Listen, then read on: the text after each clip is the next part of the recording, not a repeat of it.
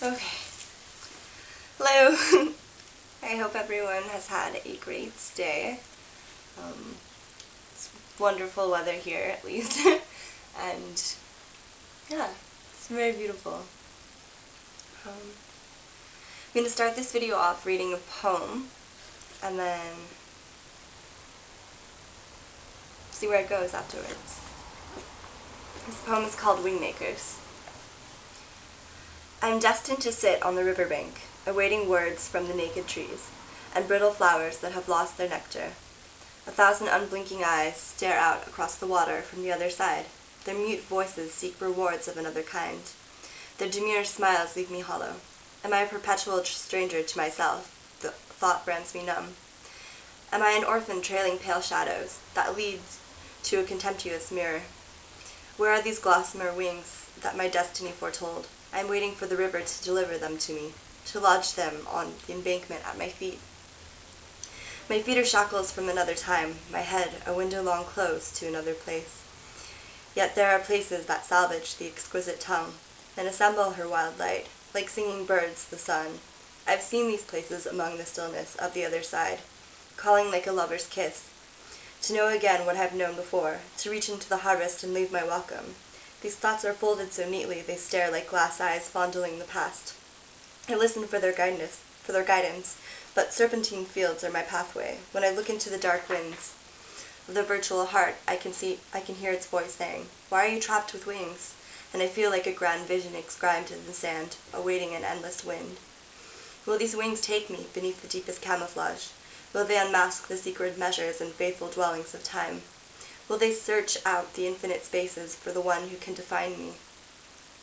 Wings are forgotten by all who travel with their feet. Lines have been drawn so many times that we seldom see the crossing of our loss, though we feel the loss of our crossing. We sense the undertow of clouds, the gravity of sky, the painless endeavor of hope's silent prayers.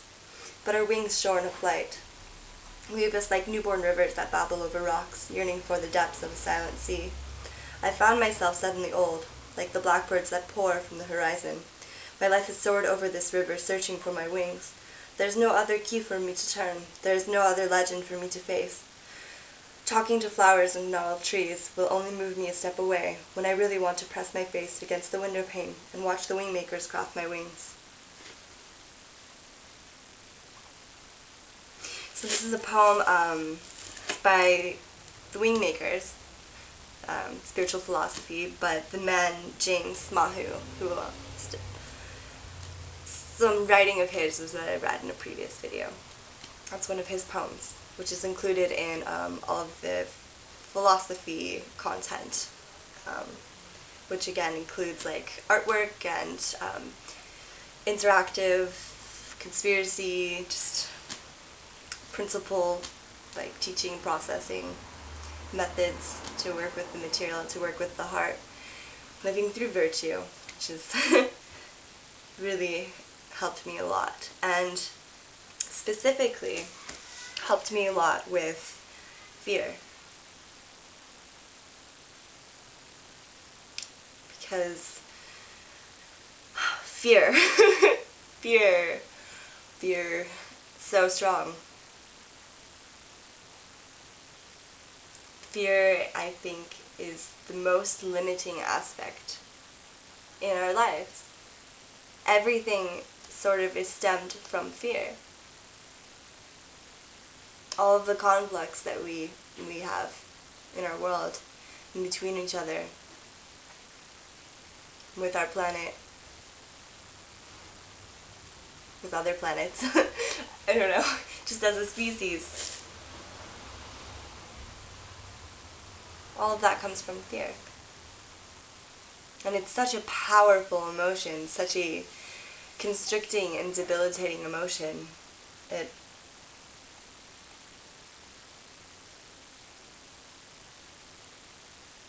There's just so much strength in it, and I feel that we consciously or unconsciously feed it all the time. We feed it by remaining separate, by remaining in our ego, by identifying with a hierarchy, by feeling small and insignificant.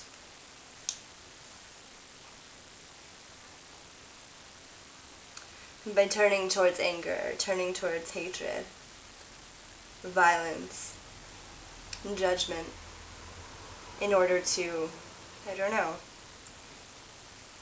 in some way it's like to validate that fear. And our culture, in a sense, aids that validation of fear.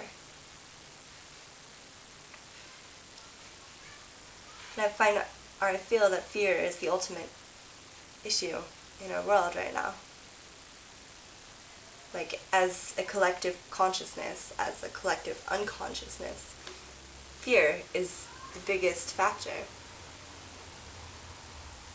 The biggest thing holding anyone, everything back, is that fear. The fear, mainly of ourselves, the fear of taking control, of owning our power, and uniting our power through owning that power, through realizing that we really are the creators of our reality. And as creators of our reality,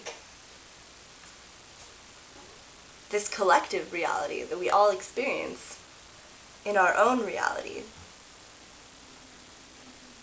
is ruled by all of our fears within our own reality.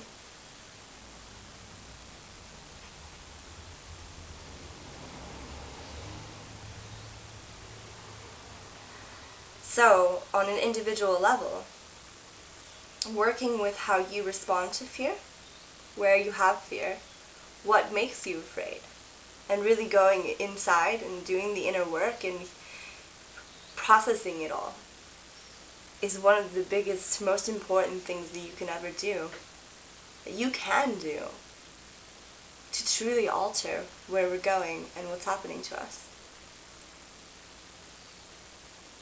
On a small scale, just your experience in your body, in your life, your experience with the people connected to you, your family, your friends, your lovers, your coworkers, and then even more on a global scale, a planetary scale, or maybe even a galactic scale. And the method that I've used a lot is working with heart virtues, working with love, the ultimate power, the ultimate true power, the ultimate reality of what we are, who we are, love.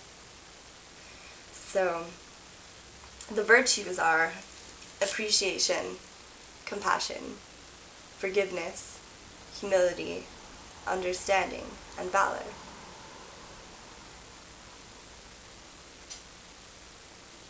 Appreciation. So, working with them, it stems not only to working with them inwardly and honoring the fact that working with them exteriorly, with other people and other things and other events, is also working with them interior, like in the inside, because of the mirror, the grand mirror, the reflections. So using that, finding situations in your life, every situation in your life, and understanding which virtue, which aspect of love is most necessary for that dynamic. Appreciating things, appreciating the people, the experiences, everything that happens to you. Having compassion for others and compassion for yourself. You make mistakes, we're human. Shit happens, we're human.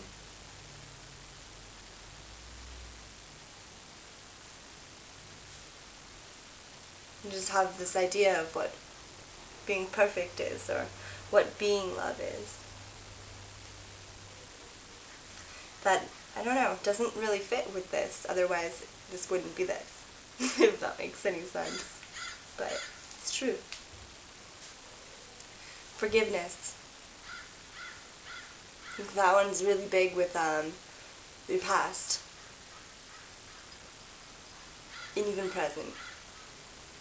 But truly learning to feel forgiveness for those places in your life, in your childhood, your upbringing, with your parents, or people that hurt you, people that didn't treat you well, or when you didn't treat yourself well.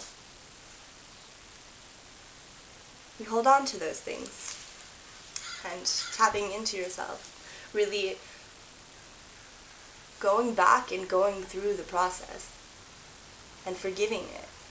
It's huge in empowering and disempowering fear. Empowering yourself and disempowering fear.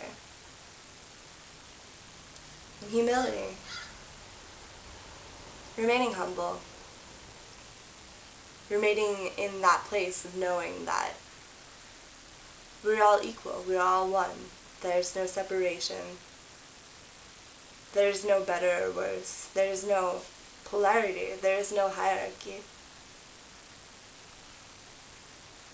Being genuine and humble. Having humility. And valor. Or in understanding, of course. Understanding and then valor. So, understanding. And even, especially, like, I found a lot of difficulty working with understanding initially, just because, because of the perceptual diversity between us and between all of the circumstances of life and all of the people and the behavior and the just things that, we generally, in our heads, cannot understand.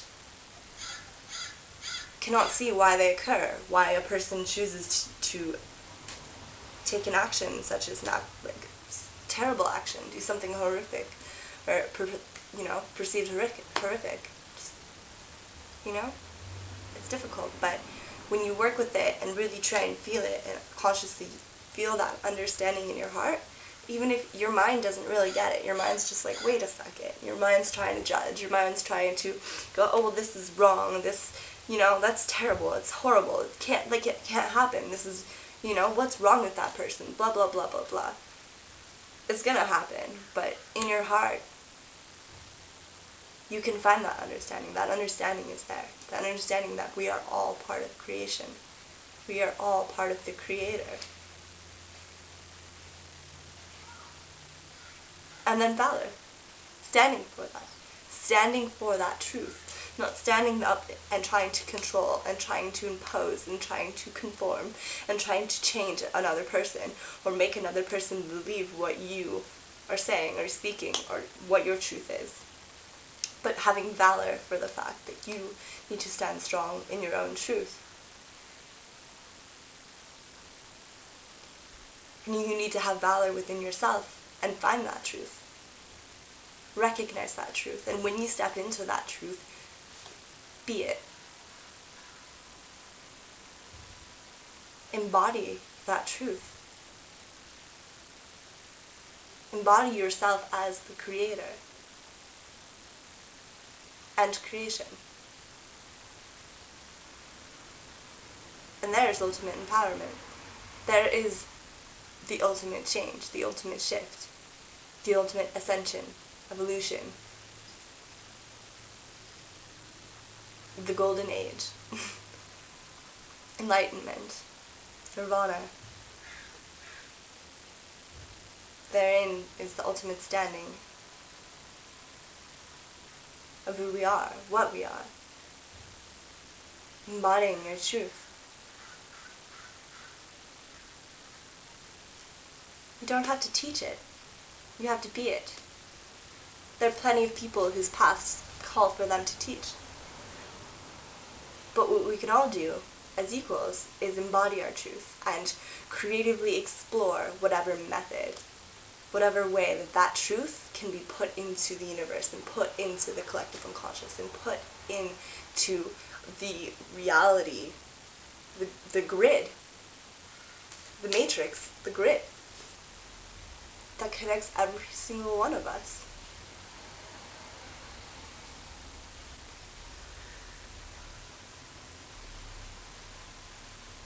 And inside your truth, it will come to you how to diminish and extinguish your fear.